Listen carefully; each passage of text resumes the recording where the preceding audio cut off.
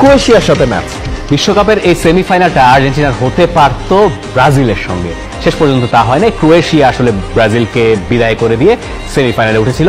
আরও একবার Argentina versus Croatia, যেই ক্রোয়েশিয়ার কাছে 2018 বিশ্বকাপের গ্রুপ পর্বে আর্জেন্টিনা হেরেছিল 3-0 গোলে। As a neutral point of view থেকে আমার কাছে যখন লুকা মডরিচ এবং লিওনেল মেসি তারা যখন মাঠে ঢুকছিলেন তখন মনে হচ্ছিল যে ফুটবলের দুটা ভদ্রলোক, নিতান্ত ভদ্রলোক, তাদের একজনের আজকে ওয়ার্ল্ড কাপের অভিযানটা শেষ হয়ে যাচ্ছে।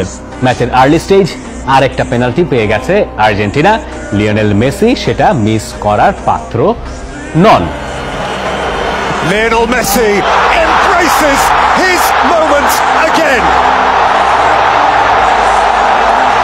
and stares into the eyes. Alvarez centre সার্কেলের নিচ থেকে একা বল নিয়ে ঢুকছিলেন পেনাল্টি বক্সের ভেতর, পেনাল্টি এরিয়ার ভেতর তিনি ঢুকলেন এবং সেখান থেকে আলভারেজও গোল করলেন। আলভারেজের গোল হলো। ভার্ডিয়ালকে নিয়ে লিওনেল মেসি যা করলেন। Messi held up by Guardiola. Messi away from Guardiola. And Argentina all but in the final. Messi গাভার্দিওলকে কাটিয়ে বাইলাইন পর্যন্ত চলে গেছেন, এরপরে একটা কি বডি ফ্লিক মারলেন, এরপরে মেসি একটা পাস দিলেন, আলভারেজ শুধুমাত্র বলটা ঢুকিয়ে দিলেন, গোল। মেসি একা একা দুই হাত উঁচিয়ে সামনের দিকে দর্শকদের কাছে চলে গেলেন, মানে তার কাজ হয়ে গেছে। লিওনেল মেসি, তার বয়স 36, তাকে দেখে, তার ওই মোমেন্ট দেখে আপনার কাছে মনে হবে যে তার বয়স বোধহয় 25।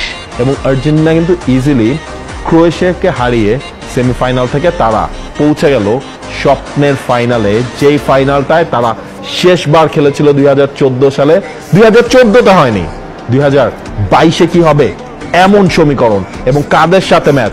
ফ্রান্সের সাথে, যেই ফ্রান্সের কাছে আর্জেন্টিনা হেরে বিদায় নিয়েছিল 2018 বিশ্বকাপ থেকে।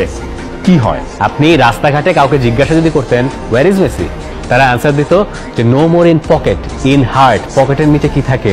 আপনার হৃদয়। মানে হৃদয়ে নিয়ে যাওয়ার যে ব্যাপারটা, সেটা লিওনেল মেসি দেখাতে শুরু করে দিয়েছেন। বিশ্বকাপ যত প্রোগ্রেস করছে, অ্যাজ আ টিম আর্জেন্টিনা আরো শক্তিশালী হচ্ছে। লিওনেল মেসি নিজেকে লিডার হিসেবে প্রতিষ্ঠা করছেন, ভেতরে আবেগ মিশে একাকার অবস্থা।